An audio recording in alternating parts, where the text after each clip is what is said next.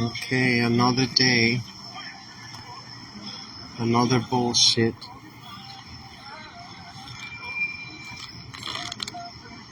Saturday, March 25th. Actually got a message. That's my building. I was like, I was just passing by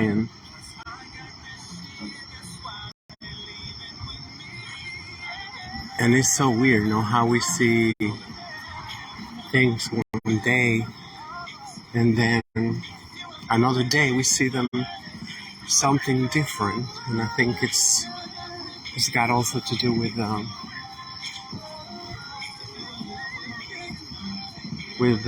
planetary activity. I don't know. So, well, still kind of like, well, sometimes I feel like I was born. Oops, dysregulated. Oops, hold on.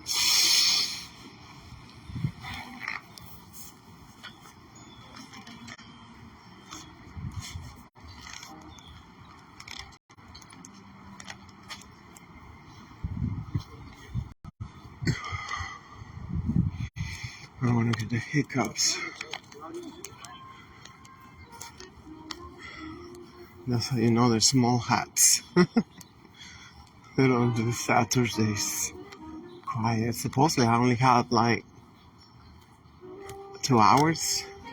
I think I only got 2 hours of before the rain. They actually said that it was raining. They said the rain should stop around 8:30 in the morning, and I was like, and then I come out, it's like dry, wet rain. It's all lies, and deception, and vaping, of course, everything, poison.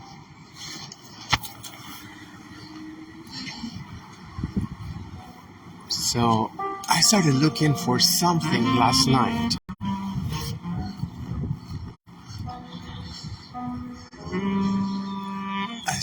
I never noticed those lights before. I don't know how long they've been there.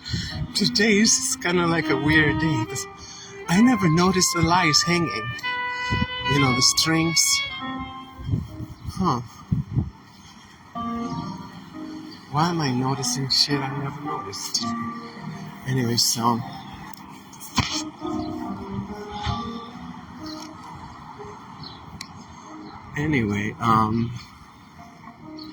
where was I?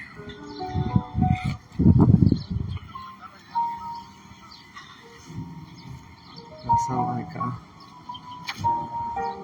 this look like so out of place, these buildings, and this one too. Look at this. They got like garland, some shit at the entrance. Wow, everybody's like blooming head on. Here come the pigs. They're blooming, even when it's freezing. It's freezing today.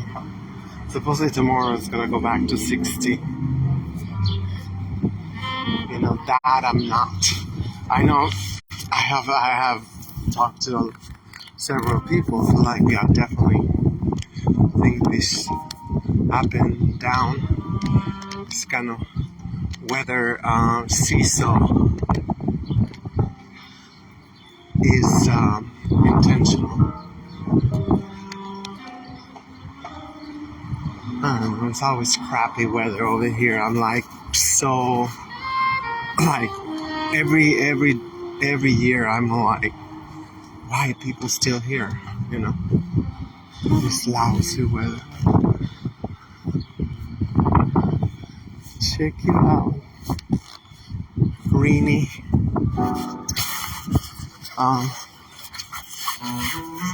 With this kind of weather, but they seem to be unfazed. They can grow rice to the little birds. I don't know, give them raw rice. Shit's gonna blow up in their belly. Anyway, it's a Neanderthal world, you know. And I don't know, it was something about it watching this. I mean, it is from Bumblebee, you know, those neo-Nazis from Long Island. But it's like 2 hours. 2 hours, like, and I mean, very disturbing anchors or whatever they call themselves, you know, employees, whatever.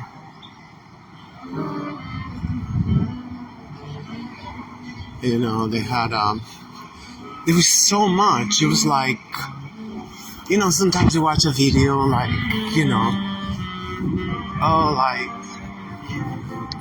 disturbing shit from, you know, or whatever, anything, and it's like 5-10 minutes. No, this is like 2 hour long, back to back to back to back. There's actually a new channel that they got, and I think this is not sarcasm, and this is, I mean, which is so weird, you know. It's so weird that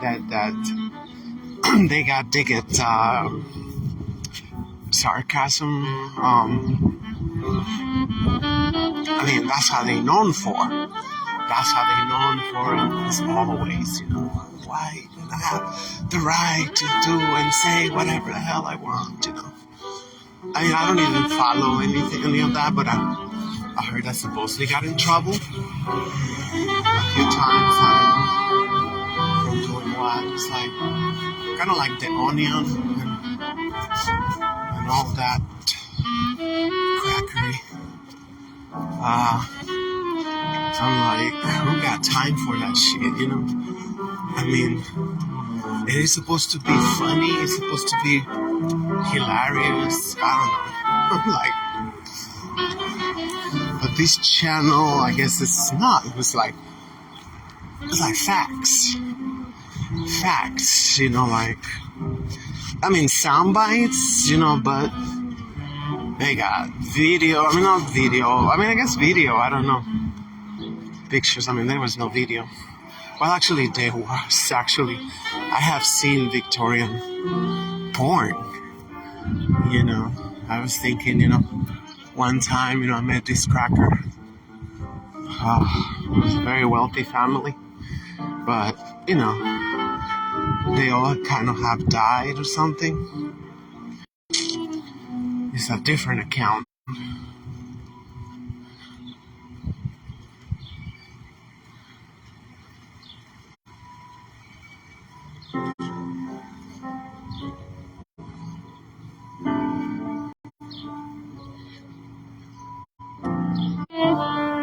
Oh, he came back.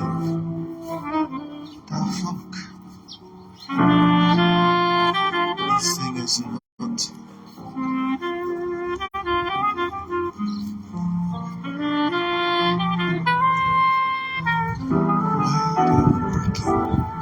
This thing is not working. Here it is. Here it is. I think, oh no, it's only 2 minutes. Yeah, I think I found the mother channel, whatever. Because she was like 2 hours. Okay, duration. Where's the duration time? Over 20 minutes. That's so puzzling how sometimes people, they don't really know how to look. Okay, yeah, it's 2 hours and 38 minutes. Oh my god.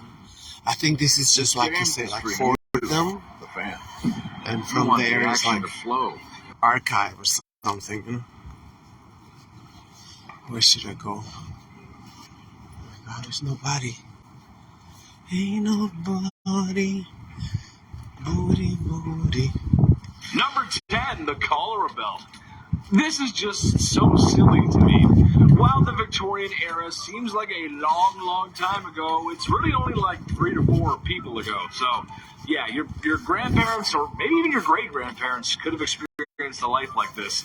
As we all know, disease was rampant back then, and Guys, we're a little that's less so gross now, weird. am I right?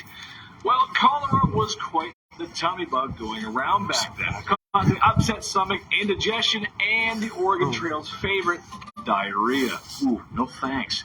So the people of Victorian times came up with something that, well, wasn't only functional, but fashionable too. Very nice. The cholera belt was a piece of red fabric that was to be wrapped around the belly to keep you warm. That's because people thought having a cold belly caused cholera. Because, yeah, that's what gives you cholera. Yeah, I'm sure. It's not. It's a sickness. It's a virus. Number 9, Shields Arsenic Green. For some reason, green was all the rage back in Victorian times.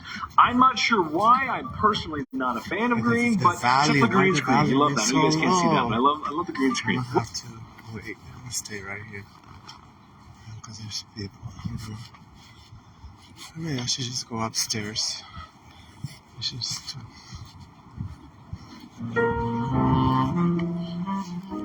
Creepy.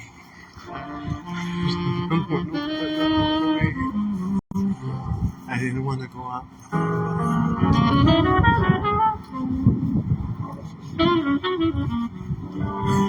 saying it's on the swing. And it's freezing 20 degrees. It's like, for real. I just want some fresh air. I don't know, like, I have seen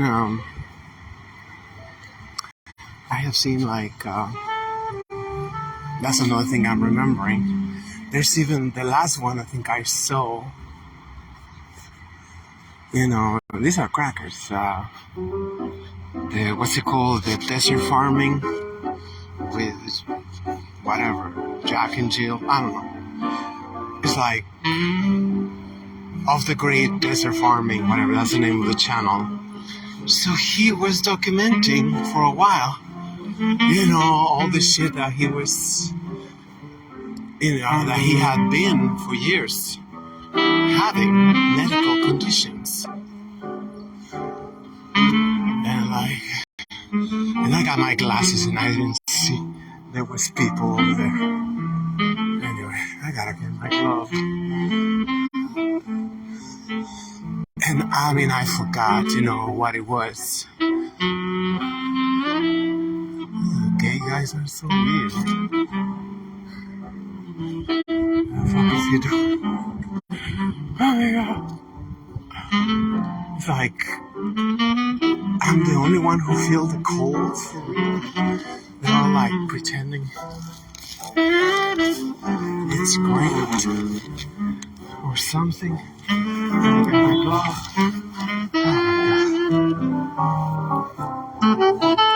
Oh my god. From the beginning, I don't know.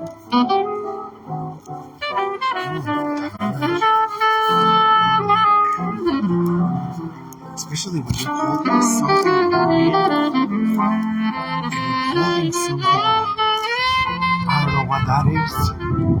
It just feels really weird. Like really weird. I was looking at the weird guys, like in the playground and the swings by himself. No, I think he was flirting with the other guy. That's why I left. This is the gay section. Check you out. Gorgeous. Welcome back. Welcome back, peoples of the forest. They always been here, just like now we got colors. And I love colors. Shit, where am I gonna go? I gotta go here now. Because I don't have a tripod. Well, I actually do have something, but it's not very good. Something I got just 3 years ago. It's good if there's no wind. Oh no, actually started listening to that. I'm gonna stay here and wait until they leave. Because it seems like I walk in the middle of something.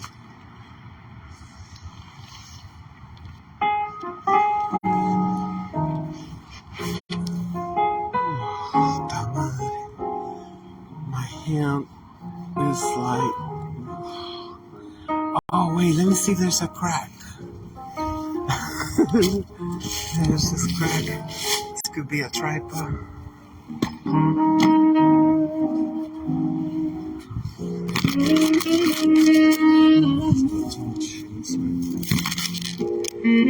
That's enough.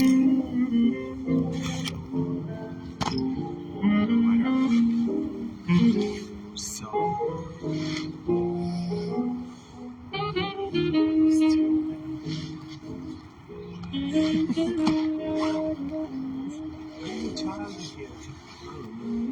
it's creepy shit.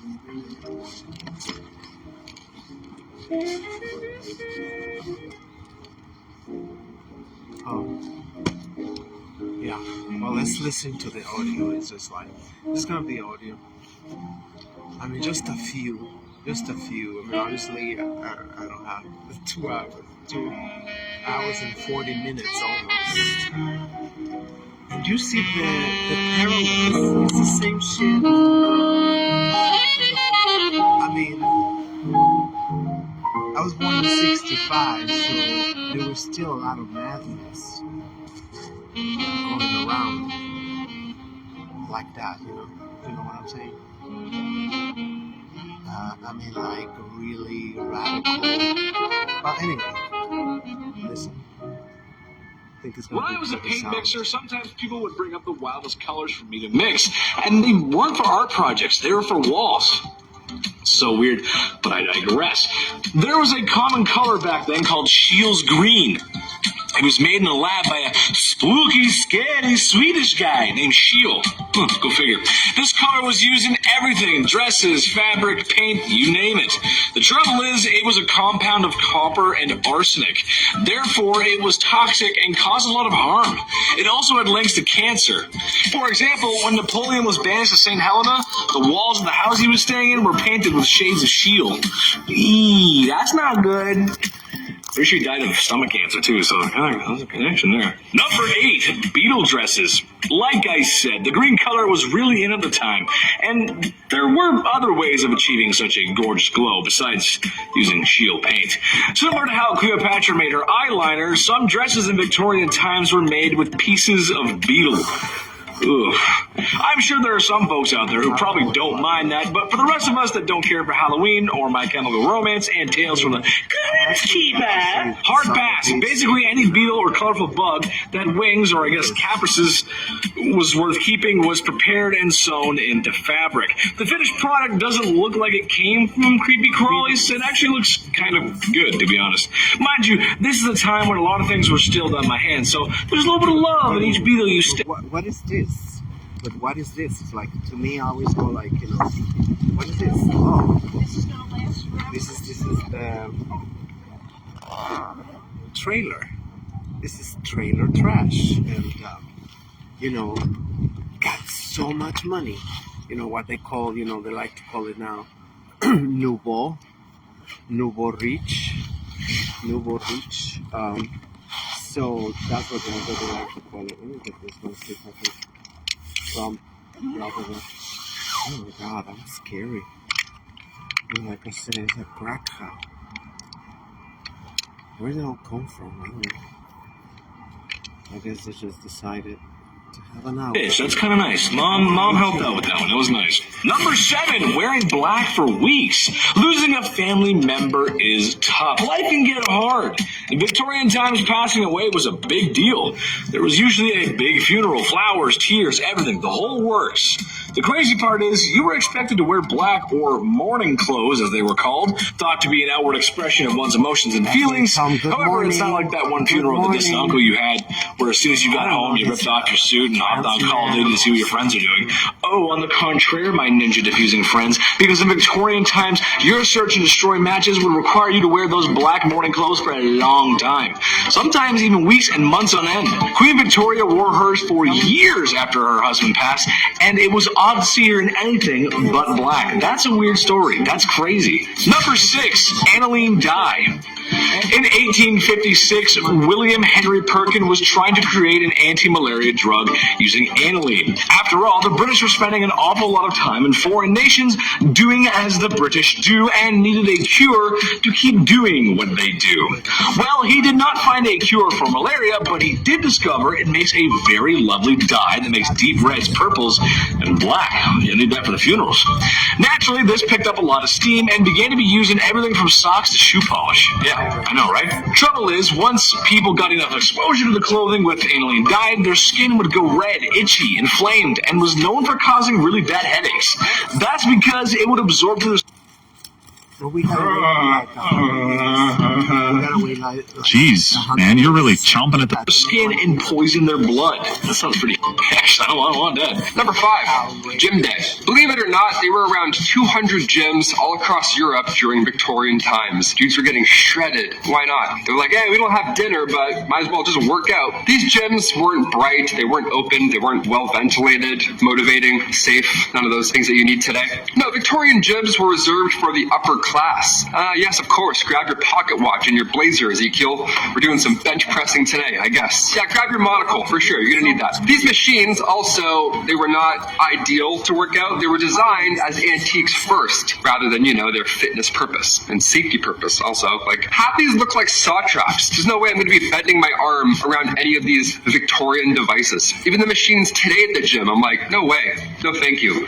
Weak gang, here we go. Number 4, beauty patches. Okay, we have to bring back beauty patches ASAP. Imagine like if a rapper had a beauty patch. Now they had the Band-Aid, but we gotta have like beauty patches. We gotta mix it up a bit. Bring back the facial feature game. These patches came in all shapes and sizes, of course, in the Victorian era. Even in this portrait from 1755, Joshua Reynolds painted Charles, the 9th Lord Cathcart, rocking a large beauty patch. That looks amazing. He does look like Nelly, honestly. He has like that motivational, rapper kind of he's in charge, and you can tell from the beauty patch. It's like, that's a lord right there with that one of those. Take it off, no lord. Put it back on, lord. The reason for these patches back then, and sometimes having more than one, is because they were commonly used to cover up smallpox scars. They were made out of silk, velvet, and they were applied with glue. So pick a spot and commit.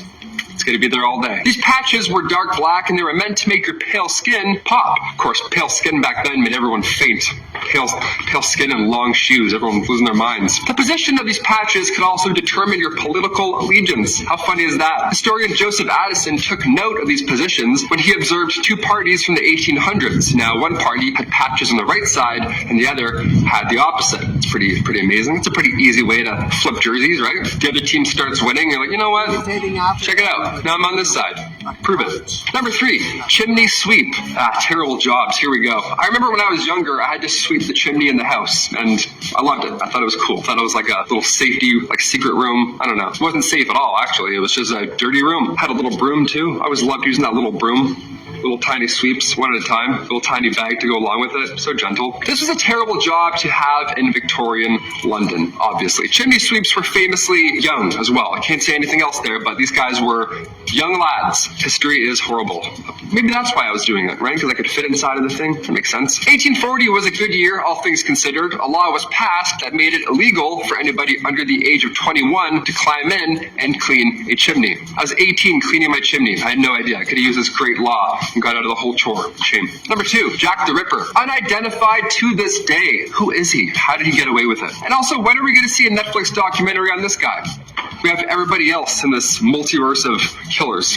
Where's this guy? We complete the image. Well, it's because we didn't find him. Jack the Ripper was active in the East London neighborhoods primarily, and sadly, he would target sex workers at the time. He famously took the lives of 5 women from August to November of 1888, and they were believed to have been connected to Jack the Ripper, although some sources claim that he was active until 1891. It's hard to tell who's who and who's doing what. Again, this is also so long ago. There's no cameras. Hard to catch someone. Many believe Jack the Ripper had some anatomical knowledge due to the way that he left his victims as well, which is creepy. While there were some suspects, including a member of the British royal family, believe it or not, Jack the Ripper was never identified, so... yeah, that sucks, really. We gotta find them. Can't, but we gotta. And finally, number 1, mudlarks. Yeah, we'll get dirty for this last one here. Why not? Victorian London, around the 1840s, it was a bit of a mess. Everyone was sick, a lot of sore throats, to say the least. The jobs that were available, they sucked. They certainly didn't help you, survive. The jobs that were available had you catching rats and crawling into sewers. One of the worst jobs to have was that of a mudlark. Now, as the name hints towards, a mudlark involved getting in deep in the mud and muck that would build up alongside the Thames River. Yeah, that dirty river back then. They're like, yeah, just go through the lining of that. See what's in there. Ugh. This one was reserved, again, for the younger folk with, the patellas that still worked, digging in the mud, of course. Can't have an old guy in there. He's not going to come back out. It was like working in quicksand. It was horrible. It was exhausting. Not to mention the chances of being whisked away by the river at any given moment. Yeah, it sucked. All for the slim chance of finding a pocket watch or some driftwood, rags, something, anything really worth your troubles. Well, I've been your host, Taylor McWaters. Thanks for watching this whole video. I know that's hard nowadays to watch an entire thing. I can't watch a movie or a video for the life of me, so thanks. That's great. Starting our list off at number 10, the first postage stamp. Nice. Who's the first guy who licked the stamp? Why'd he do it, right? We'll start off with stamp facts. Why not? I know there's a couple pen pals out there that still use snail mail. That's cool. This one's for you. May 1st, 1840, the world's first ever postage stamp was sold, of course, for 1 penny. Pretty cheap. Nice. We love it. This sale changed history. Now, on the stamp was, of course, a portrait of one Queen Victoria, world's first ever profile photo for a letter. Here we go. They're like, oh, who's this? Who's this little person here? Of course, this caught on. Definitely caught on. More than 70 million letters were sent within the next year. And then that tripled only a few years later. And, of course, it thrived for 40 years. Do you still use letters? If so, write into us. Write some fan mail. Forget the comments. Write into us with a pen, with your autograph, too, where you live. Yeah, no one's doing that anymore. Number 9, Alexander Graham Bell. I have no idea how phones work. I know it's vibrations and signals, and I have to do this occasionally to help it out, but scientifically, nothing. I can't wrap my brain around this technology. Still, I'm 28 years old, and I have YouTube. Couldn't tell you. If I was sent back in time right now, I wouldn't beat Alexander Graham Bell. I would just watch him and wouldn't change history one bit. Guy's a wizard. On March 7th, 1876, Alexander Graham Bell received a patent on his invention, the telephone, and just 3 days later, he made it work. Somehow. The world's first phone call was, of course, to his assistant, Thomas Watson. Now, I'm from the generation that had T9, and I thought that was bad. I also didn't have that, one of these. You have to, go around and around a bunch of times. T9 was way worse than anything. You have to Morse code message all your friends. Ugh, we have it too easy today. Never forget about Alexander Graham Bell. Hit that thumbs up on your smartphone for Alexander Graham Bell. How does it work? Hello? Number 8, Queen Victoria's death. You may have heard the phrase, the sun never sets on the British Empire. Sounds very Westeros, doesn't it? Sounds like the British Empire is in an alternate universe or something, I don't know. But this is meant in a literal sense. On January 22nd, 1901, the Victorian era came to a close, of course, after the death of Queen Victoria herself. She passed away at age 81, and Queen Victoria was succeeded by her oldest son, King Edward VII. Now, at this time, the British Empire literally took up more than 1/5 of all of Earth's land. So the sun actually did not set on the British Empire. It's a real phrase. It's not just a fun bit there. Number 7, Queen Victoria's 8th child. First of all, 8th, kudos. Here's a fact that we don't talk about enough. Let's do this. First of all, I have no idea what it's like to give birth. I hear the comparisons and what it feels like, whatever, and it makes me want to faint. It's like peeing a watermelon or something like that. Habla con un médico acerca de rebelsis. I want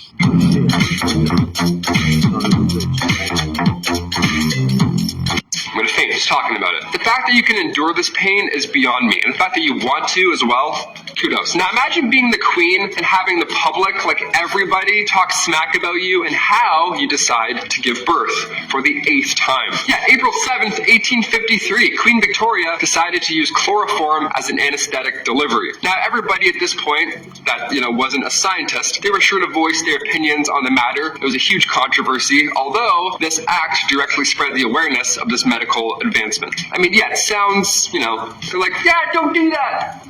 So can you do that? We don't really know.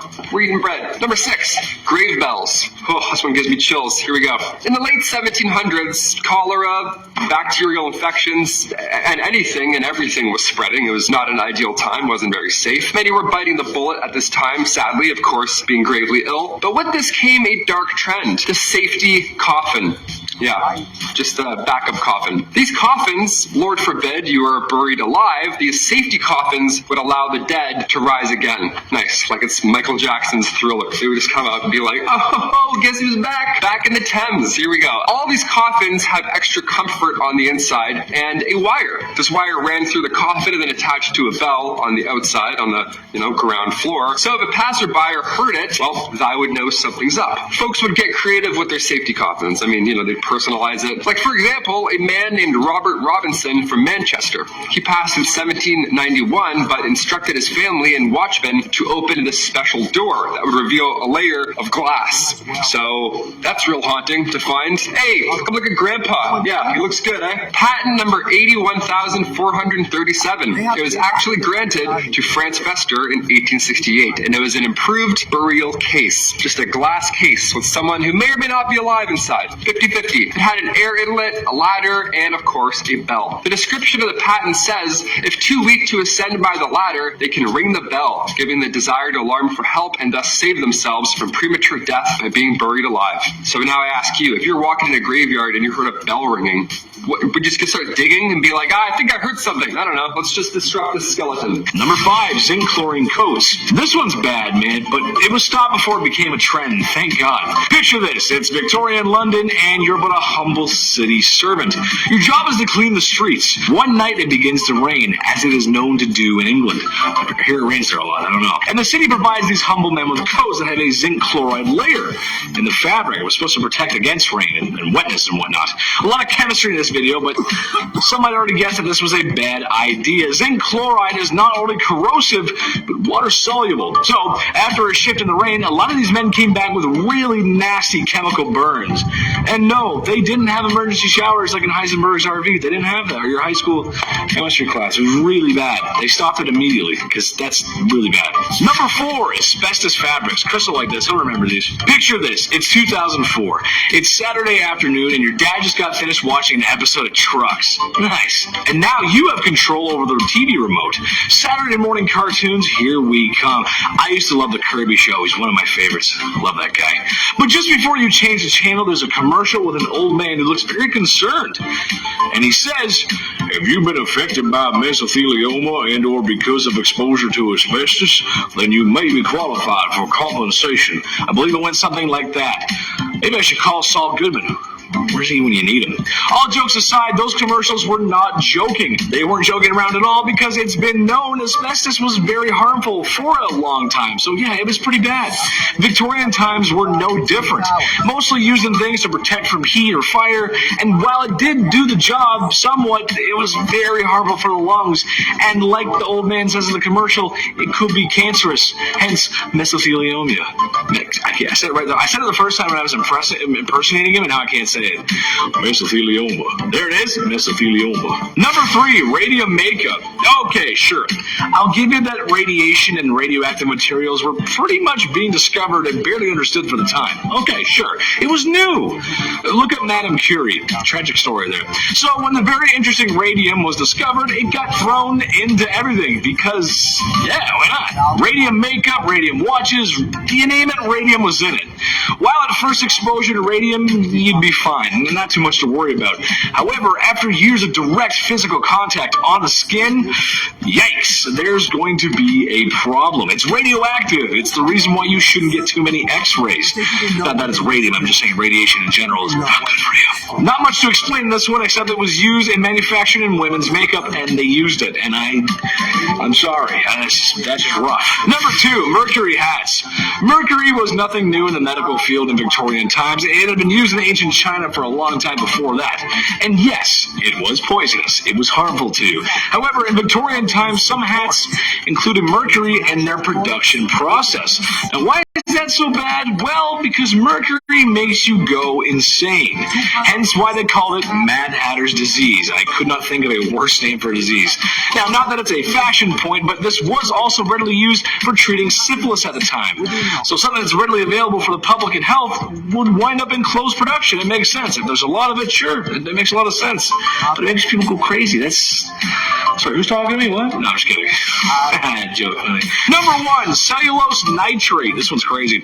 As you can tell on this list, there's been a lot of clothes and fabrics mixed with some naughty chemicals.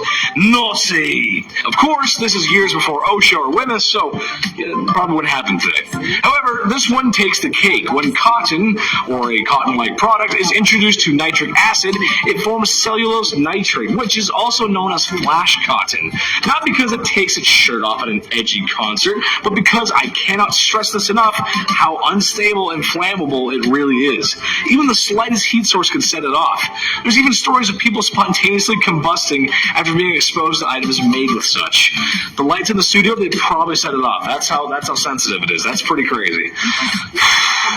More sensitive than your first date of prom, you know what I'm saying? At number 10, death photography.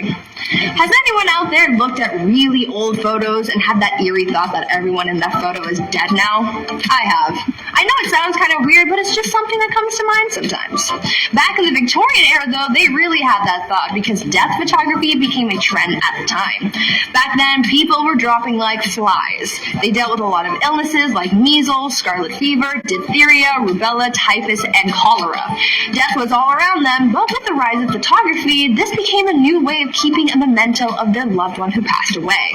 Before this, they would keep locks of hair and other items from their loved ones, but once they got access to cameras, families started posing with their dead relatives. Literally. Families would often keep the bodies of their dead loved one in the house for days after their passing in order to have that mourning period, but soon they started staging photo shoots with the remains of their relatives, posing them and dressing them up to make it look like they're still alive. Family members would take pictures with the deceased to have one last family portrait before burying their loved one.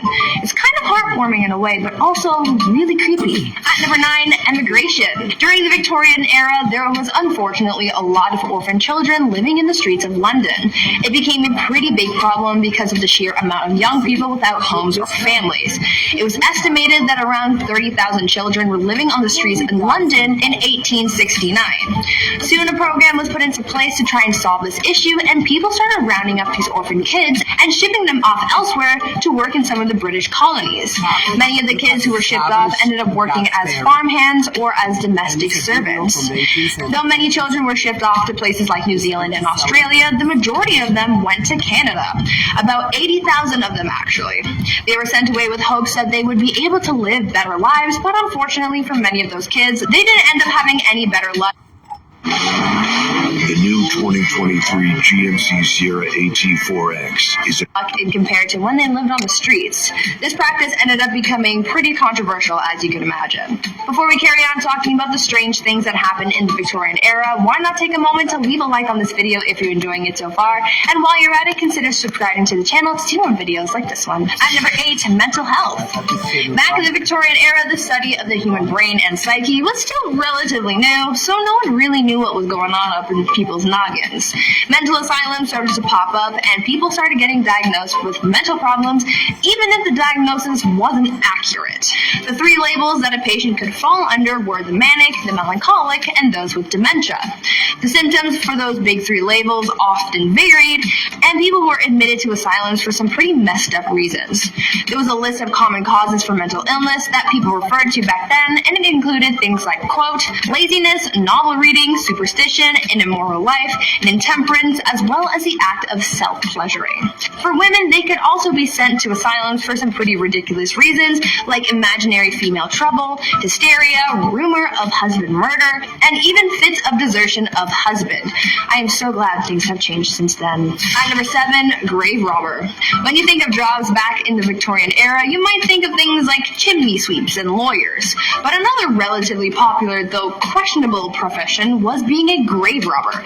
Yes, people actually made a living off robbing graves.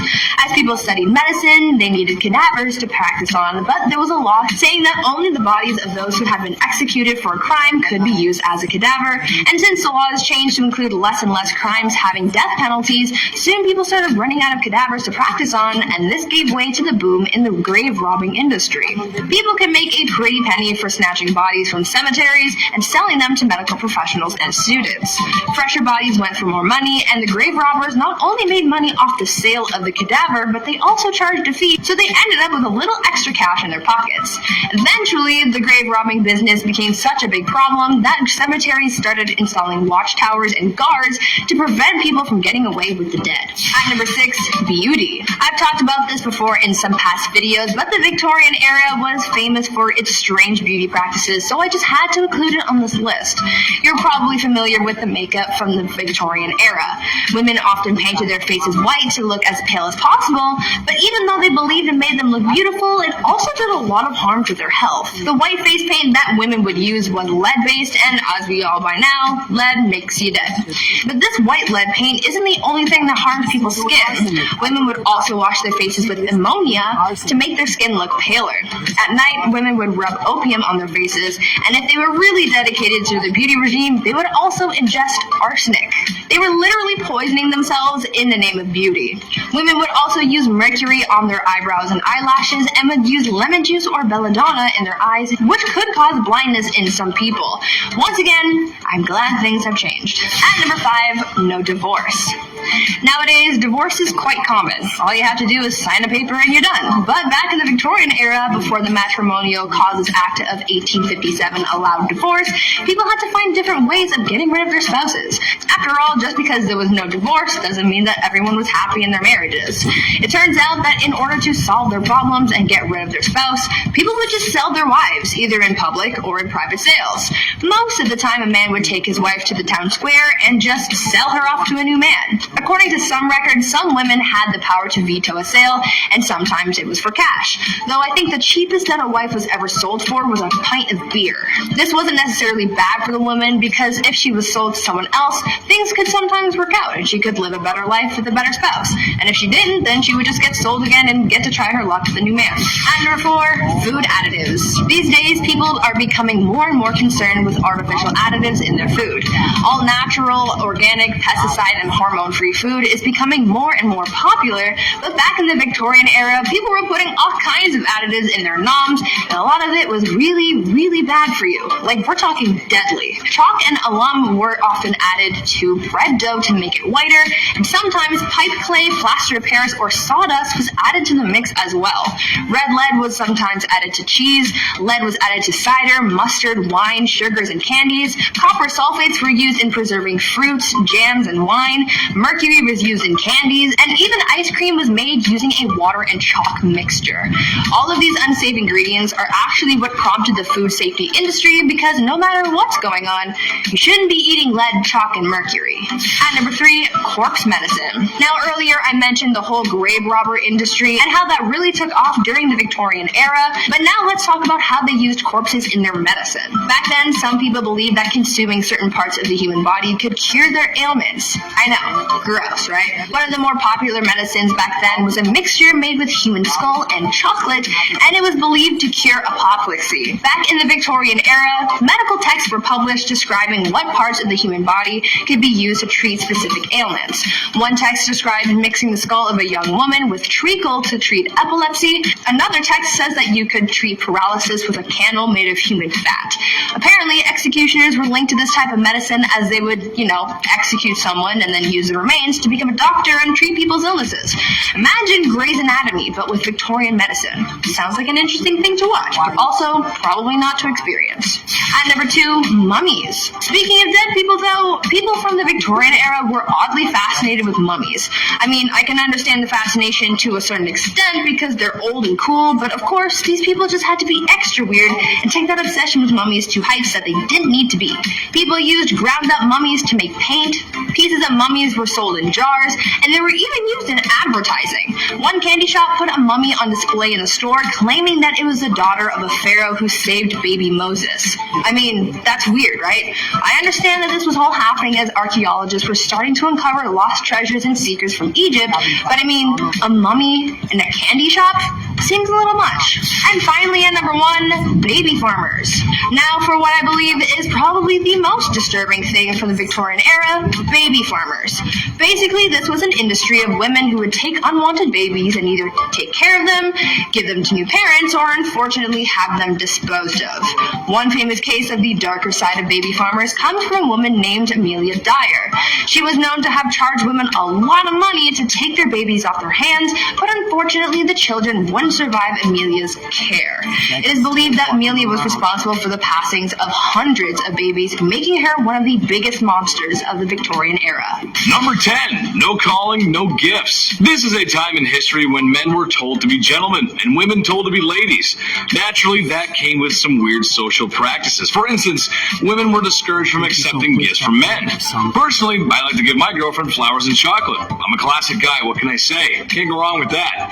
However, even if a handsome silver-tongued devil such as myself were to give some flowers and the finest dark chocolate a 7-Eleven has to offer, and a most promising woman were to accept said gifts, she may not be able to call me back. Literally because Rosetta Stone presents. There's a word for that.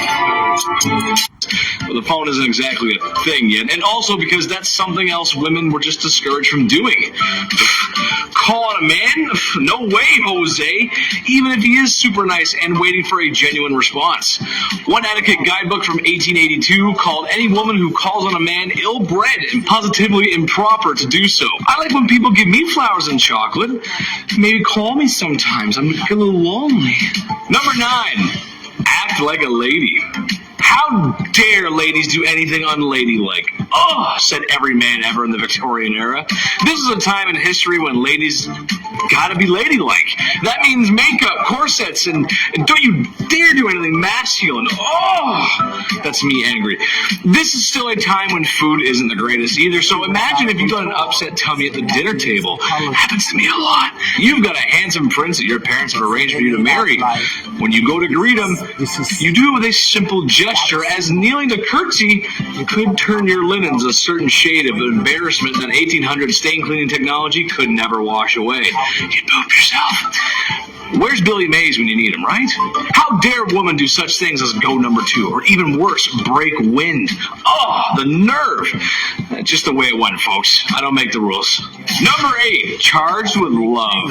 Naturally, this was the past, and not being open to homosexuality was just the way it was. Especially when tucking yourself into bed at night alone wasn't allowed either. Homosexuality just wasn't going to happen. They just weren't going to be approved of it. It's just how it goes. It sucks. However, it's almost as if there's been love on this earth since day one, and to stop that kind of love, it's just silly, man. Wherever I go, everyone is welcome on this channel, or my Twitch. Chetty loves everyone, because in reality, this is a time period where you could wind up in jail for that kind of love. And as Austin Powers would say, that's just not very groovy, baby. Yeah. Strangely enough, homosexual relationships between women might have been completely overlooked, as they were sometimes mistaken for women being friends. Yeah, I know. Some women even live together, but given that they probably needed each other for financial support, people just kind of thought that's how it went, and they ignored it. It's like they live together, and you start putting the pieces together, and it's like, I don't know, something weird going on there.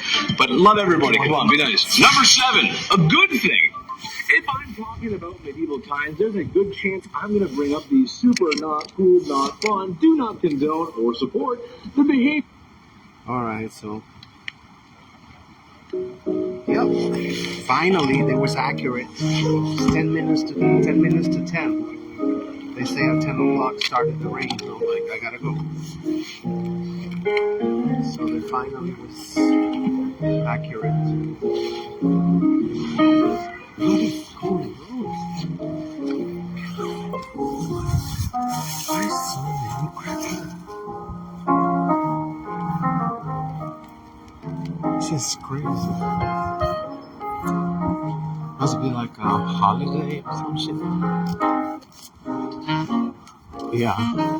because they actually have anything holy.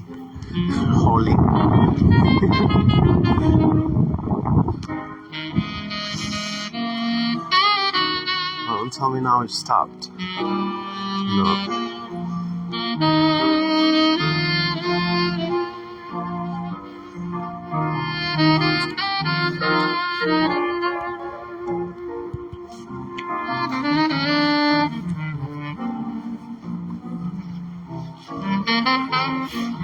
Yeah, that was horrific. I was like 2 a.m. watching that shit. I was like, wow. And I was like trying to make jokes about it. And, you know, I wanted to show you the one on arsenic because it was like they was doing it to be, because there was like a pandemic, whatever pandemic, epidemic or whatever of tuberculosis. And I guess, you know, they thought it was like, wow, you know, they're getting really thin, just like today. Just like today, you know, like, oh, you know, I want to be thin. You see, Becky is like skin and bones, you know, like, and no matter what, you cannot tell them, you know, like, oh, no, I gotta be thin. You gotta be thin because that's a status symbol, according to them. This is all like, you know, you take these Neanderthals out of the trailer park and you give them billions and trillions of dollars and gold and whatever and prestige, which is the worst. You know, prestige. You know, that shit is like, whoa. That is something that, you know, it is like, it's carte blanche to do whatever they want, you know. That this is why people, even like, no matter what, how many times there's scandals on about, you know, CNN or whatever, you know, being caught making up news, being caught, you know, the worst of the worst, you know. And people still watching. I'm like, why are you still watching? Like, how many more scandals until you like just say, hey, you know, they don't have credibility for me, and I'm not going to, I don't know, it's like this is why, you know, even some scholars, they have hinted at you know, the fact that they have you know, high priest or whatever, all over the planet, engaging in some spells for humanity. I mean, I kind of like refuse to believe it, but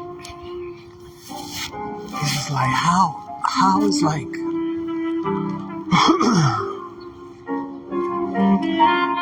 like for me, I mean, it's been gonna be now, I mean, it's been 15 years. It's not crackery.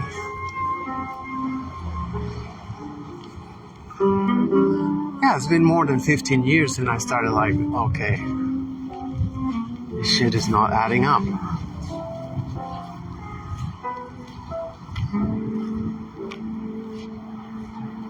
And I mean, they have lost ratings, but you know, I mean, like cable, that was, for me, that was like, wow. You know, the only reason I got excited with cable was because they promised there wasn't going to be commercials. I'm like, okay, if I can get rid of, I hate commercials, you know, especially because, you know, it's about making money for the slave master. So that's something I'm not into.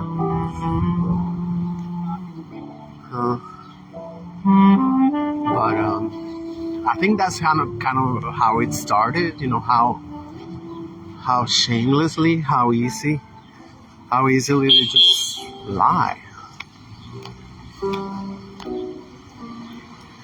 Even that freaking triangle gotta have some cracker's name, you know. This is crazy, you know, how like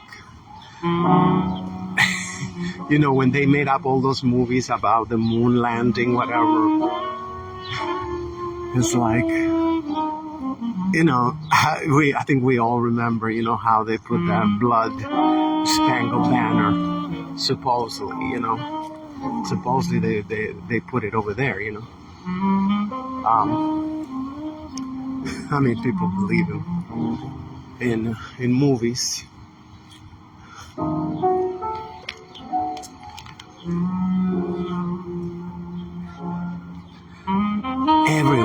Everywhere. It's like, I mean, that's another sign, you know, how much, you know, trailer trash they are, you know, like, they got wealthy, they learned how to read, and even worse, they learned how to write. And they went crazy. They just decided, like, hey, we could, you know, just, I thought I had stepped on poop. Nothing is coming up.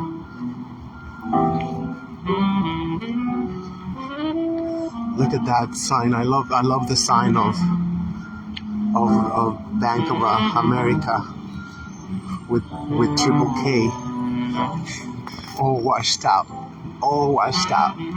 That ain't a metaphor for, and everything is going like that. Everything is going like that. Well, I guess in certain neighborhoods, I guess it's not. I don't think the branch in the Upper East Side is all fade out like that. But in the ghetto, oh my God! I'm like still traumatized. The other day I had to pee, and I went to that, you know, the fast food. Yeah, right. The fast Franken food, you know, Arches. Oh, it was very, very depressing. So there was like a construction guy who had to go, you know.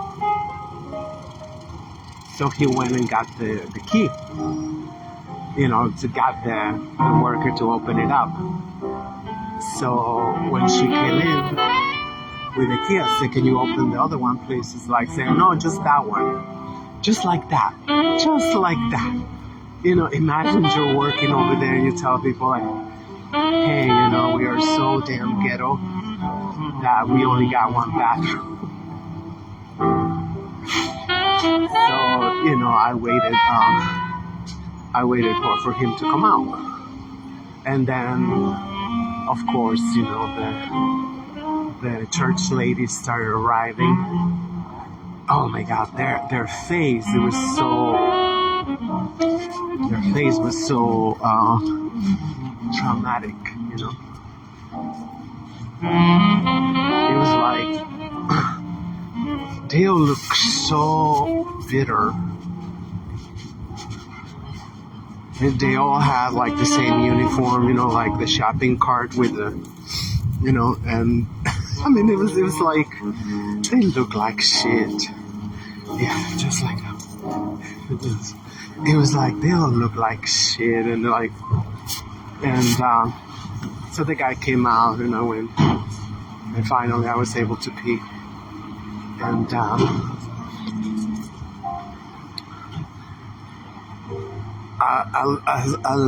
I don't know. I guess it was like not even 2 minutes. They started banging on the door. It's like, are you serious? It's like, oh my God. I come out and there was a line. There was like 10. Bitches had multiplied. It was like 10. And they all look, of course, they don't have any sales for real to join the gym. How beautiful. New York City.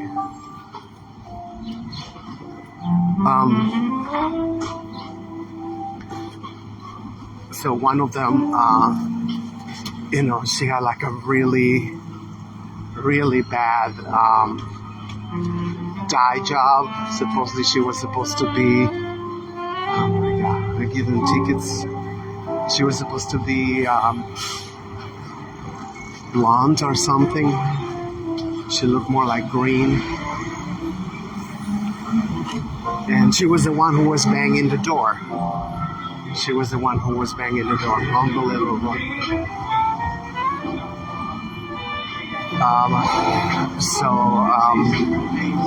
That's what feminism do.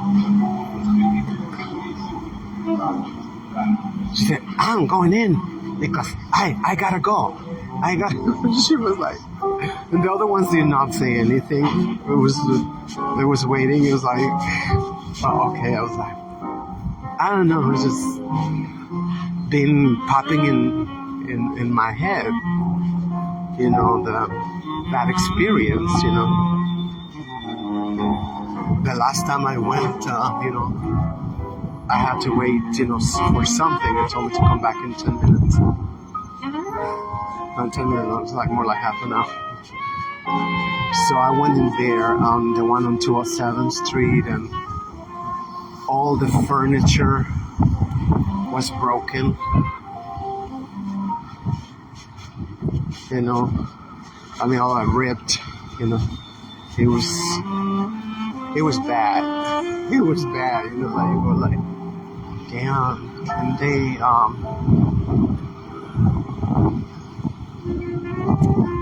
I mean, I don't know. They used to kind of like maintain them at least, you know, a little bit. No, all the furniture faded, chipped, ripped. It was like real ghetto.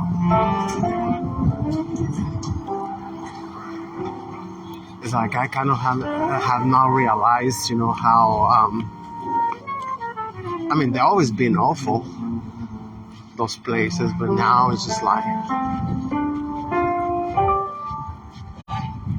that was like what they call Dantesque. Now I forgot what I was talking about.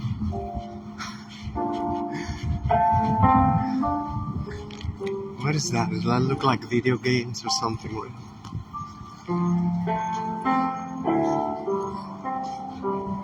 Because the only things that they open, look at this.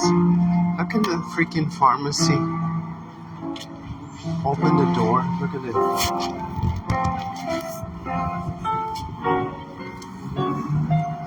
How can they open the door? I think you can clean this shit. I think you can clean that shit, no? This don't have to be like this. So how are they gonna open the doors and, you know, look at this. Yeah, that's like the uniform around here. They all got a shopping cart. Yeah. You got crooked legs and you're still wearing those jeans. Oh, that's another one, you know, rackets in the ghetto. A lot of people is the guy. And, you know, one time I learned that's just like some vitamin deficiency. That shit was so depressing when I found out. It was like, for real? It's like, oh yeah, it's just like women have to, you know, drink, you have to take, you know, this vitamin. You take this vitamin and so the babies, they don't come out with rackets. I think it was a vitamin E. I don't know. So every time I see people with racketeering, I see people racketeering. That's not even funny. This is what feminism don't tell you. This is heartbreaking. $5,000 that they don't even have.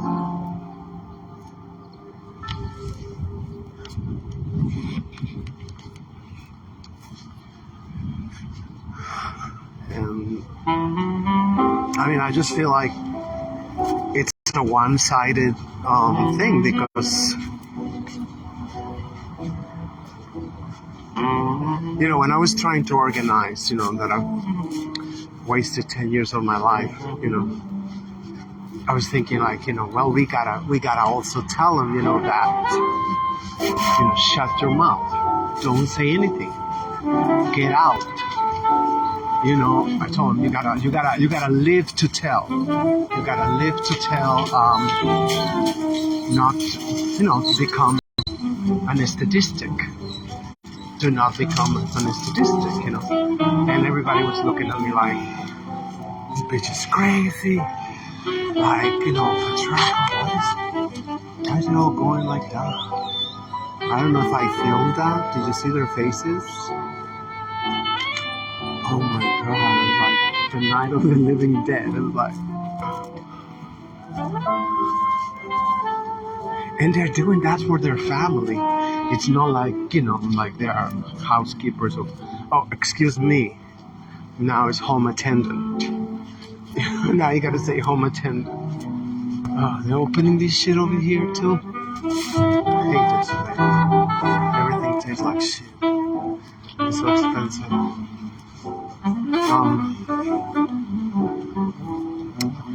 Where was I? Those ladies that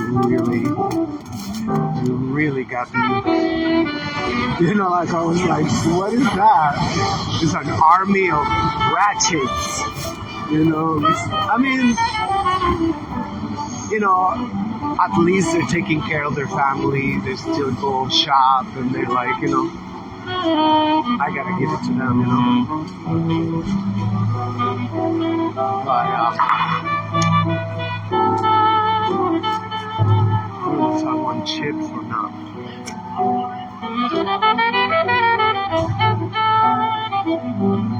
I will try to go and see. I don't know. I might sit around and see if I still want the chips for tonight. Because then I want something tasty, I want something tasty at night, like, for me that's nachos.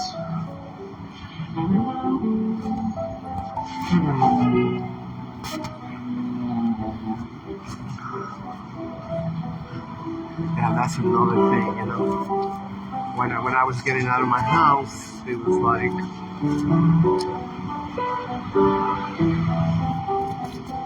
this Chinese was in the elevator,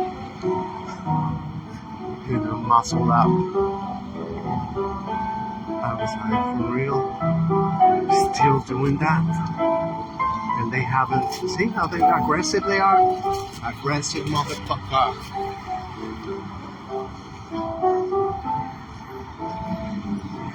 What are they waiting over there? That's not the bus stop.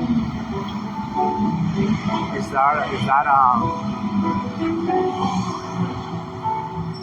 pantry? They're going to a pantry? I don't know. Why are they there? It's like 20. Oh, the rain stopped. Oh well. I thought they said it was going to rain the whole day. And they stopped going up the hill. Oh, they're saying hi.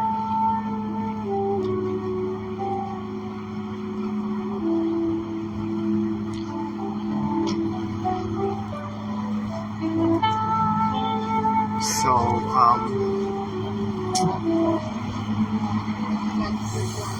anyway. And I'm supposed to shut up and co-sign everything.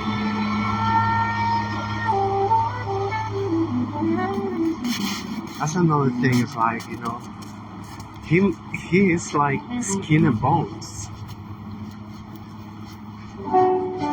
He's doing cardio. Isn't that shit cardio? Why are you like still running? And you see them all the time. It's like Becky's too, Becky's like all like, I mean, literally like 50 pounds. And they're running and running, and doing cardio, like, you're gonna lose too much. They say never is too much. They say never is too much.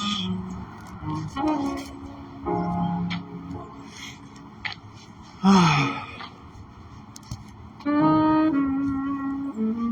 looking for somebody. They keep looking at me.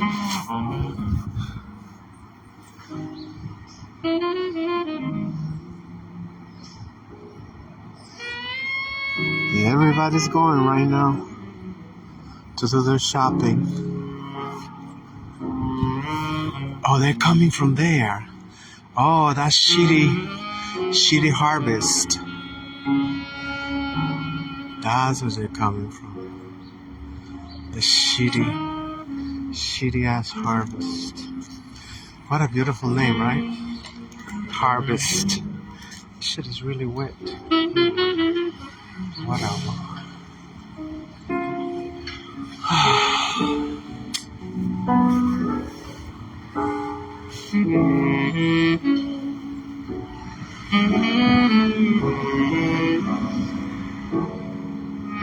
But their cars don't look that full. To me, they don't look that full. There you go. The Jetsons. The Jetsons. You see that squeaky? Screech, screech. It's horrible.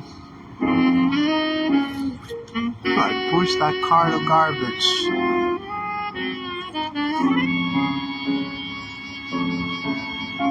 I think these are the best eyeglasses I got in a long time. I put them on and I'm like, wow. Take it off. Take them off and everything is beautiful. Blurry. Put them on and damn, everything is like HD. They did a good job with these glasses. In spite of the damn maggots treating me like shit. Can't believe they did not even put my order in. I said I wasted over here. You kept me here waiting 2 hours to measure the eyeglasses, and you measure the eyeglasses, but there was no order put in. I'm still gonna put them on blast. A fabulous optical on 125th Street. Unbelievable. But like something told me to like, it's just, I still want to try that optical because I think they have really good machines. I don't know. Did not even dilate my pupil. Did not even dilate my pupil. But they did a good job. These eyeglasses. I want the same prescription next time. I can see all these ugly bitches. And then that part I don't enjoy.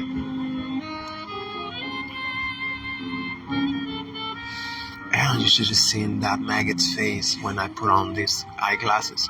There was only 3 pairs for me to choose. They say, oh, you can choose from the other one. You gotta pay $50. I said, go fuck yourself. I'm medicated. Like the whole thing is like I'm trying not to pay more.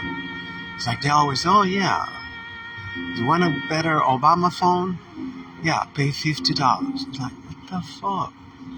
And people pay for it. Like, you know, it's like if I had money, I don't have to deal with Obama phone. If I had money, I would get a nice phone. You know, to be plain, you know. Oh, supposedly, you know, not supposedly, I don't know. When I went to Brooklyn, I went to see my friend Conrad on Fulton. And I saw they had a table from Assurance Wireless. They had a T-Mobile brand. And now they have Motorola, like this one.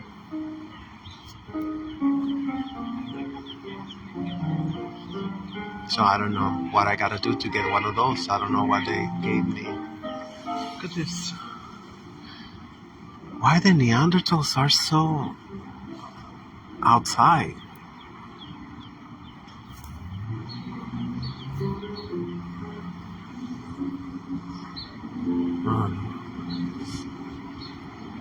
By the way, you know, like March is almost gone already. You see, they still got the gay flags all year round. All year round. It's gay month.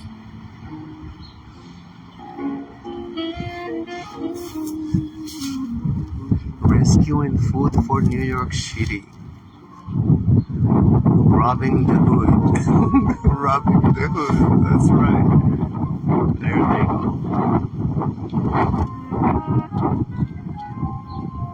They're happy. You know, like they got the jackpot. And I can tell you that I want to see your card to see if anything was harvested. They make it sound like if they're actually harvesting. Got the bougie bus. I wonder how much that shit is. I never been on a bougie bus because they take you to Yonkers really fast.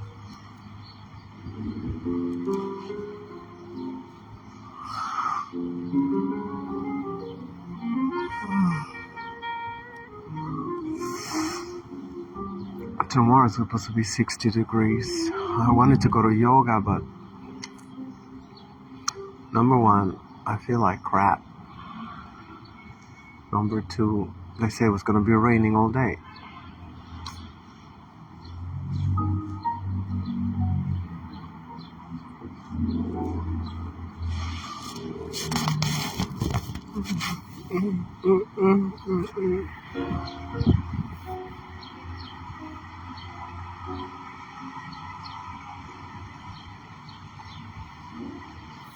And there goes the pigs. There goes the pigs with our tax dollars.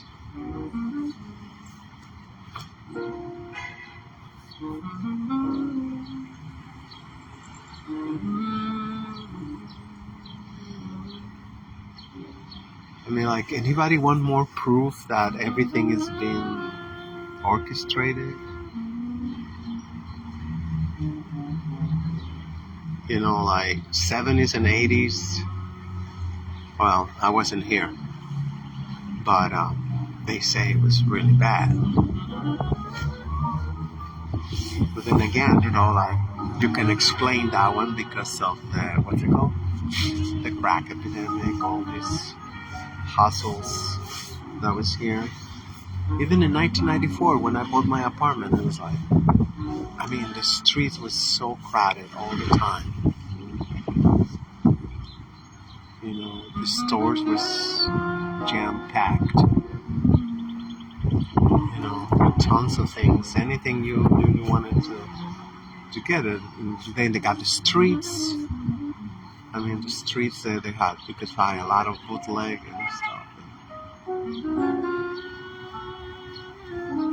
You know, all the bodegas was Dominican, and they all got casinos inside. I got to see a couple of times. I got to see another one. I got to see a couple of these casinos. It wasn't casinos, you know, but when they gonna unveil the elevator? There was so much money in the 90s. And then one day it was like, boom. All you see is these ladies, and you see the food lines. They say it's China. They say it's the Federation. Look at more crackers. Is there a marathon today? What the hell?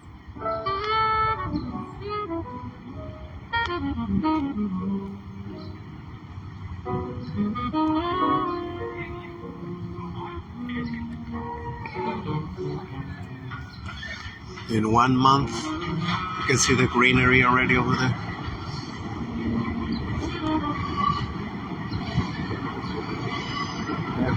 Everything is gonna be green again.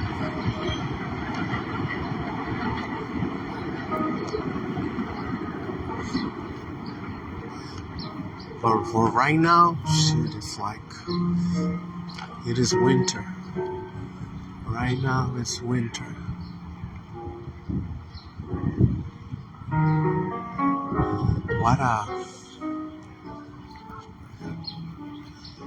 I don't know how you say that in English. We have all these words to describe these sceneries, you know. What a scenery, I guess. What a picture. It's like more than 3 years to put that elevator up. And now they have it with plastic bags. But they've been having it with plastic bags. I guess they're going to be doing the unveiling.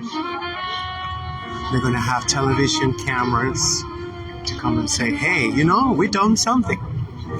You know, and that should only cost you $35 trillion. Yeah, that should only cost you $35 trillion. Oh my God, that's so weird. Even Africans are just...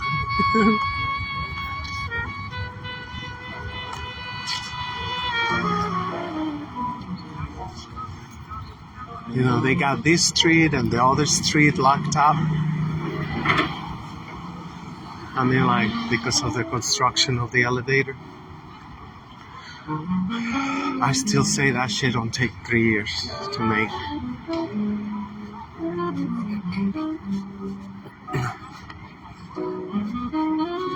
I guess everybody just woke up and say, oh, let's go take a walk in the ghetto. Let's go take a nice walk or run. Look at this. Oh my God. What the fuck? This should probably been here like 150 years.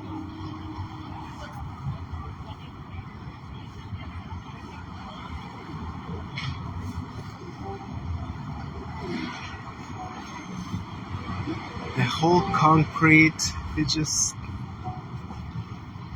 cracked. Yeah, oh my God, there's more coming up this side. My hands.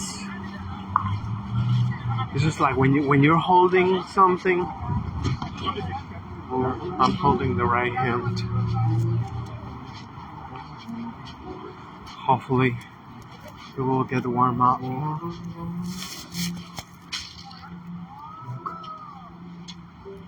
Everybody's sick. Everybody's sick.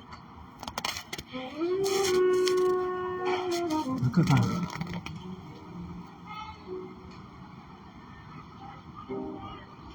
I wonder why today, I don't know.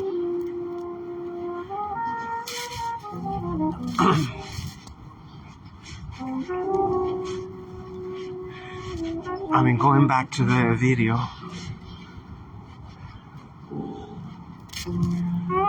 I have seen it. I have seen that many times, you know, with different things. I can tell you about like the 1990s. There was a Kashmir crazed, and I mean, this is going on all the time because they're ruthless. They're ruthless. They don't have a conscience. They see an opportunity to make money. You know, I wanted to get to that part where, you know, like they talk about like Marie Antoinette. That she practically became responsible for the extinguishing of some species. I mean, talking about birds, because that bitch, you know, she wanted to be African, and I mean, of course, it was like a sign, like, you know, oh, none of you bitches can afford this. This is a status symbol. And I remember I have heard something about it, but, you know, I didn't think it was that bad. And that's why I was surprised about the whole video. Well, I couldn't finish watching. I went to bed. I say, oh my god, this is so crazy. And like, I actually had a good night's sleep. I put 2 glasses of water by one underneath my bed and another one next to my bed. I woke up with big ass bubbles. And oh, and I also put in another video on rumble.com about the, oh my god, what's it called?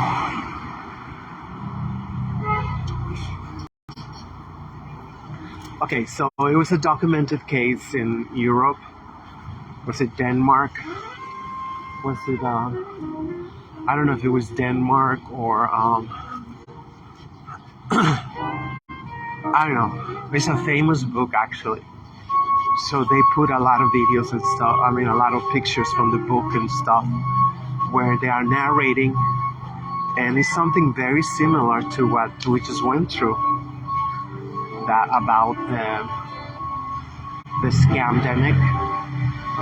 Over there, it was during the so-called bubonic plague. It was the bubonic plague,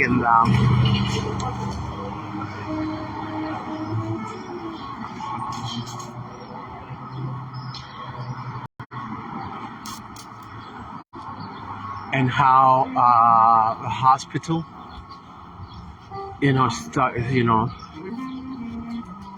I mean, the same thing. They was like making a lot of money, and they got so excited making money, but then people start getting better.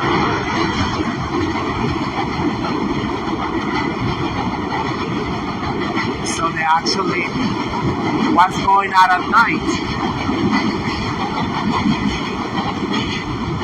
They was going out at night and, just spreading the joy. Supposedly they went and got the corpses, and they made some preparation, whatever. I don't know. That was kind of like really, I don't know if you can do that. I don't know. But that is the book. That is the book from, was it the 17th, 18th century Africa? And it's very well documented. It was like, they really show you the book. They really show you the drawings, some of the pages, and that was a big scandal over there, because it was all about profits. It was all about profits, just like today. And it's just like, give them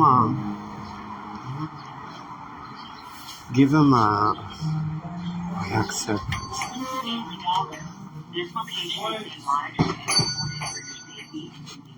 So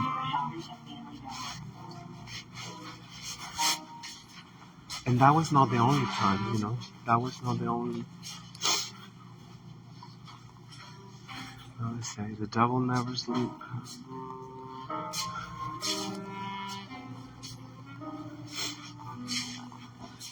They have bright, shiny stuff.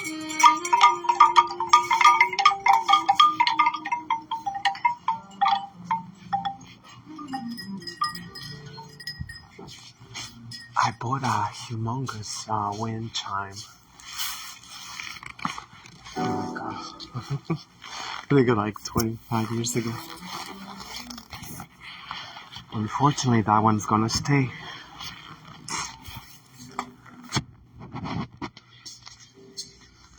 I like the way it sounds. Only sound in the winter when they open the windows. Disposable.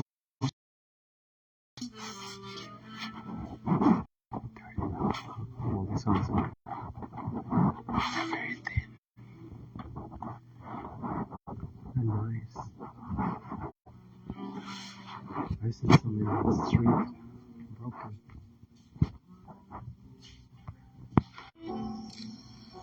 Either I got lost in the damn computer, or I don't know. I guess I'm supposed to pick up one of my great books that I own.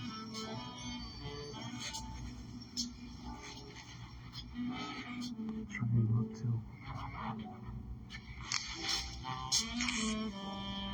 Especially because they're more expensive now. They only make potato chips now. You know, their own brand. See?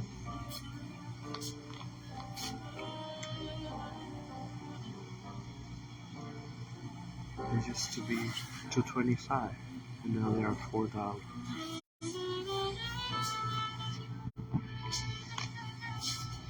So I gotta buy this. Okay, I'm gonna buy it. Fuck it.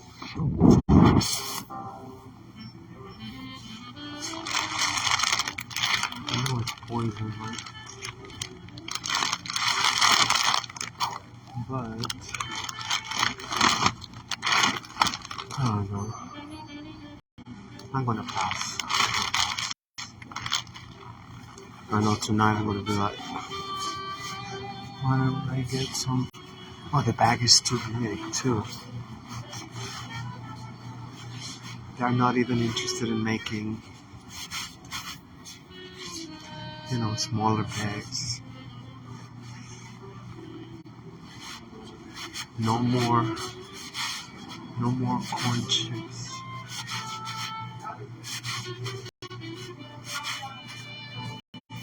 Yeah, let's skip it.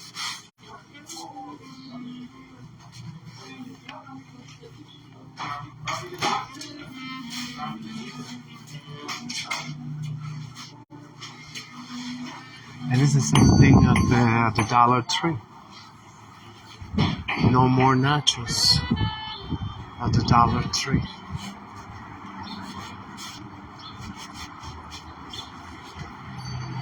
Only potato chips.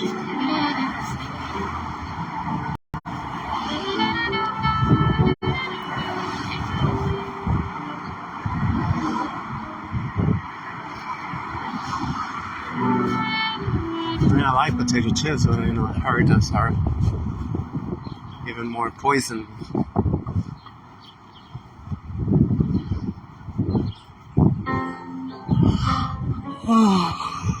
What am I gonna do if it gets if worse get to worst? I'm gonna do some refried beans.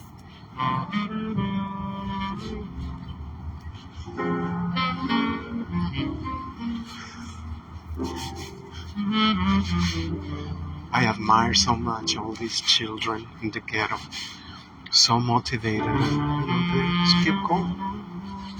Just keep going, and even in awful days like this, white days,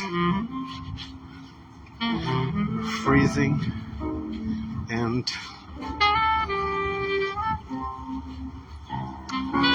there's no sunlight. In the ghettos, they got some of the best cars over here.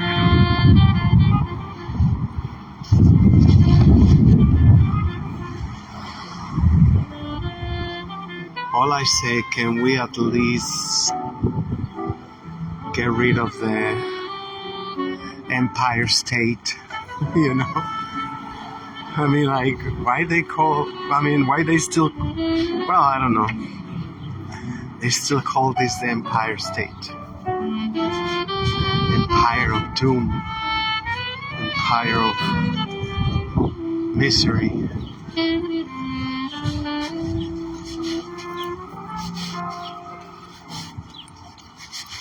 That's when you go like, wow. And I joke with people, you know, like when I see shit like this, you know, I go, this is the Empire State.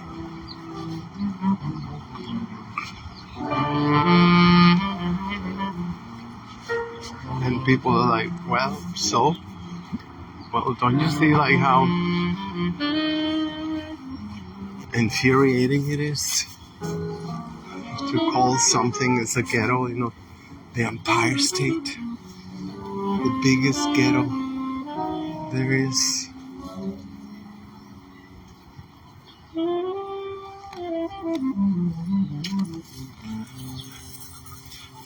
the trees over there. The trees in the back.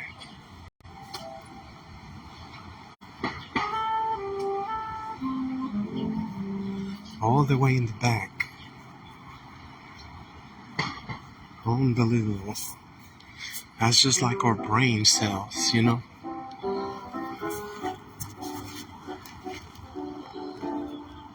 Like our nervous system. You don't even see it right here. Oops, my finger's too big. No.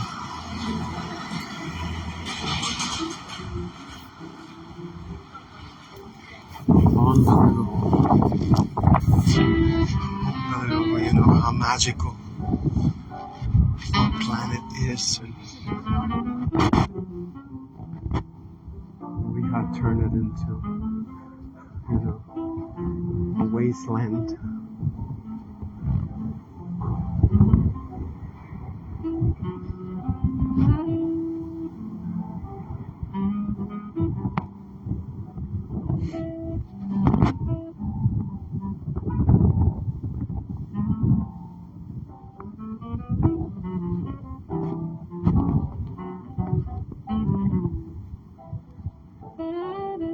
You would figure, like, you know, for Saturday, everybody would already been going out, you know. Something fell. You would think, you know, there wouldn't be no cars.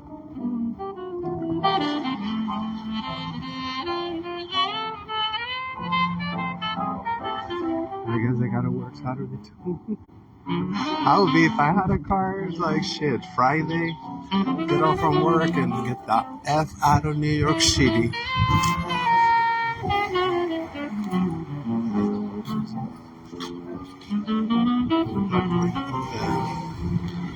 The cards.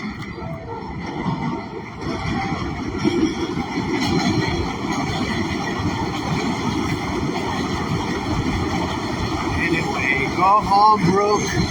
Go home.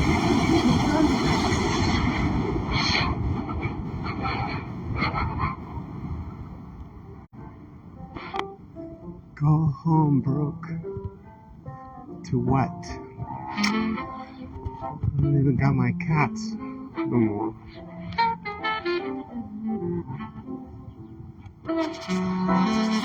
So weird, you know, getting home and like nobody harassing me.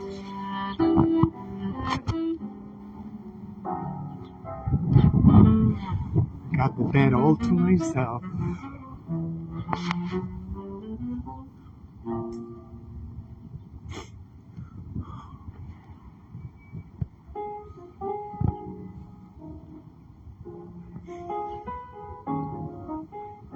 I was talking yesterday how, you know, this application, you know, Sodom and Gomorrah application, you know, the gay app.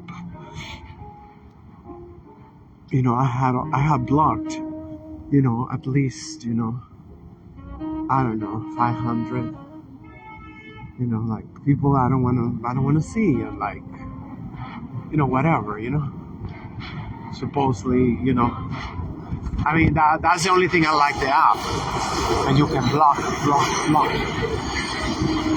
So, and it kind of like become addictive, you know, blocking become kind of like addictive. It's like good. It's like you don't see none of those faggots, nothing, you know.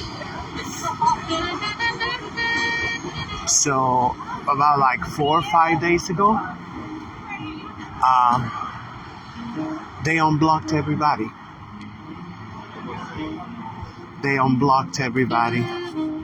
So I started getting these messages, you know, like, oh, I couldn't find you. Come on. I mean, like some they're nice guys, but you know, they look like shit. So that's the only good thing. I'm like, you know, like kind of like be gone, you know. And then there's another one actually who lived like, they told me he lived like right there behind me, you know, like, and I've been trying to avoid for the longest time, I've been trying to avoid, because, I don't know. And then I started getting some vibes years ago, like,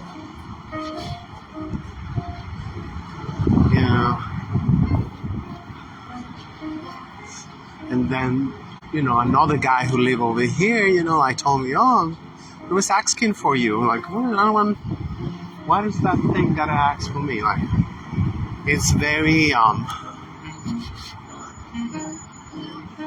extremely flamboyant, I'm like, shit, I'm not a lesbian,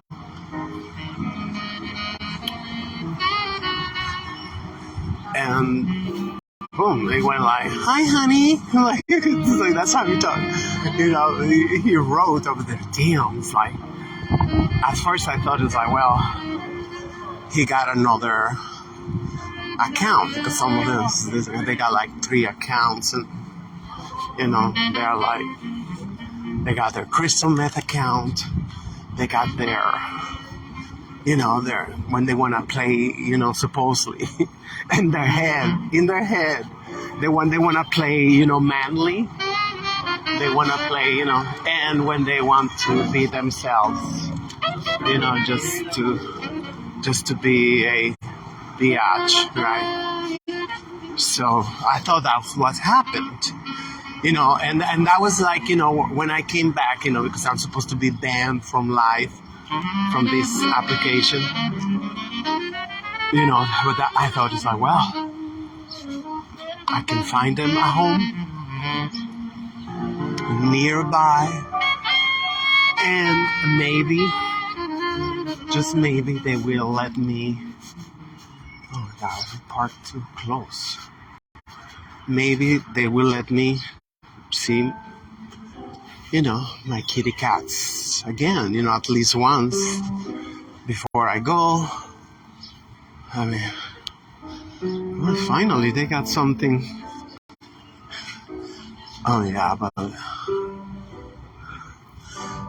you gotta weigh like 20 pounds in order to make that shit work, I mean, this one, I guess, this one is the one you can make more like different sizes. What's going on? Oh, there's a walk-in for the train. You never know with these crackers. This actually, I guess you can,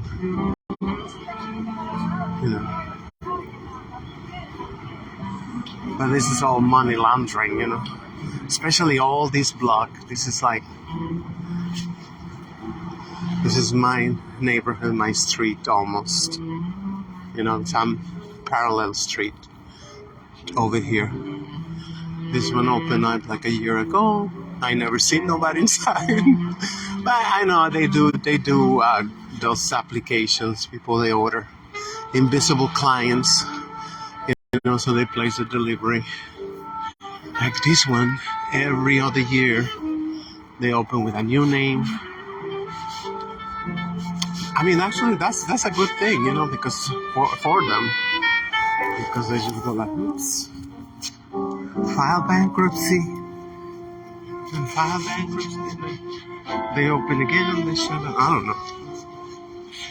And that's been going on for, I guess, since I live over here, 30 years.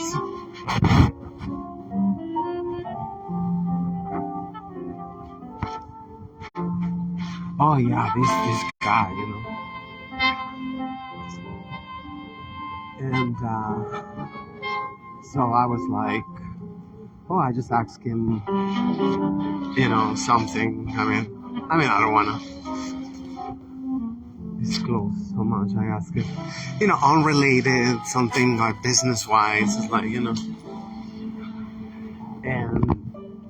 I think he got like pissed off, I don't know, just because I was very like, just something personal, just like, okay, whatever, And then I told him, if you want, I can give you my WhatsApp, kind of like get the hint. I'm gonna block you again. And you say, what's that? So what's that? Like, okay, whatever. I reply anything. I waited a few hours and I blocked him again. It's like, no, but I think he got mad because he kind of like looked it up, because the only thing I said is that I'm a sex change. It's a sex change. And none of them know what a sex change is. I mean, I'm having fun with that because I send them a picture and immediately they block me. Or they just like crickets. So I block them. I say, oh, you don't know what a sex change is?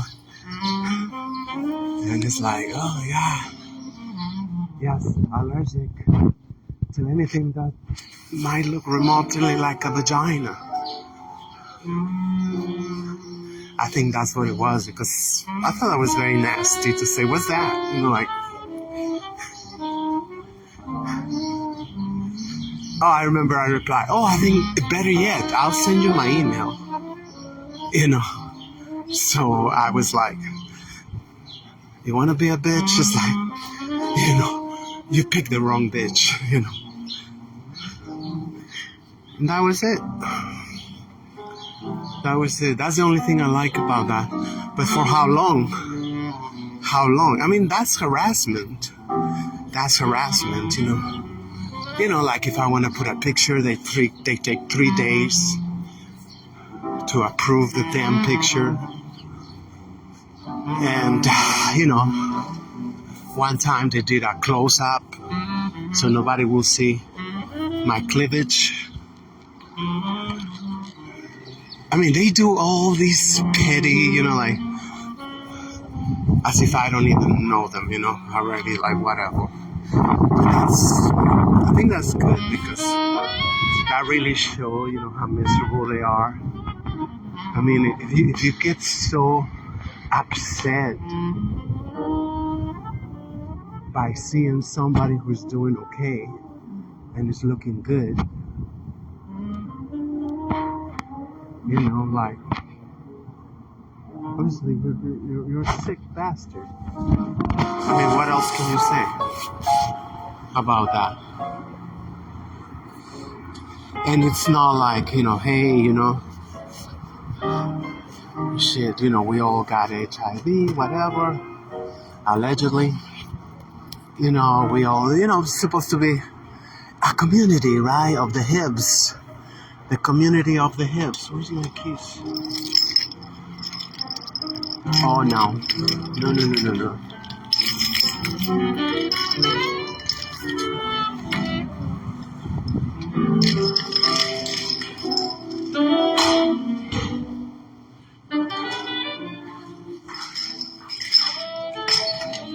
But it is a little bit disturbing because, I invested some time, blocking all these faggots. And now they unblocked everybody. Oh shit, my neighbor is in it. Like, I don't like to, to see nobody, to run here, because God forbid, they want to get, hello, interesting, they want to get,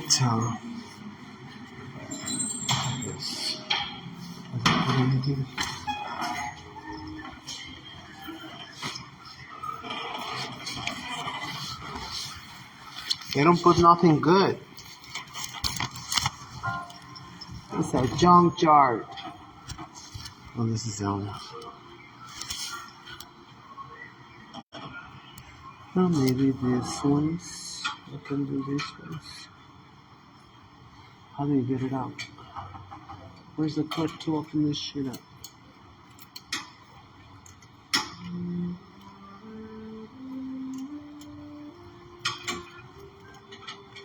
What about this? Is this the same?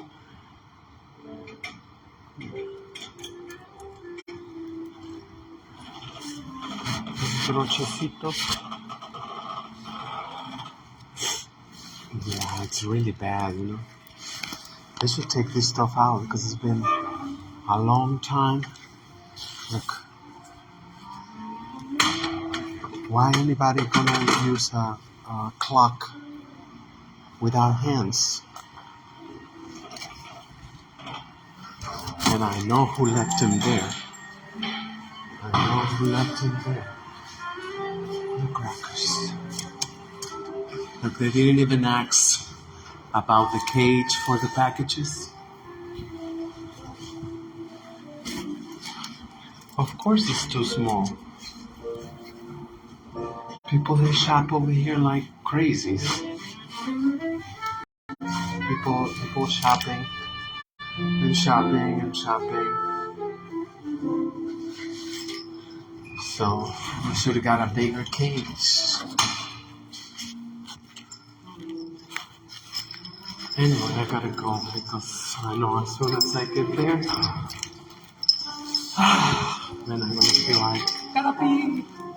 We gotta pee. I don't know why I'm the only one who got the smoke detector. That's another aggression. You know, I got a camera right there watching me every time I come in, every time I come out, you know, police state. What else is new? What else is new? Yeah, I'm telling you, I gotta finish my rant and vent, but then I'm gonna go live. I gotta be. Okay, it's happening now. Later.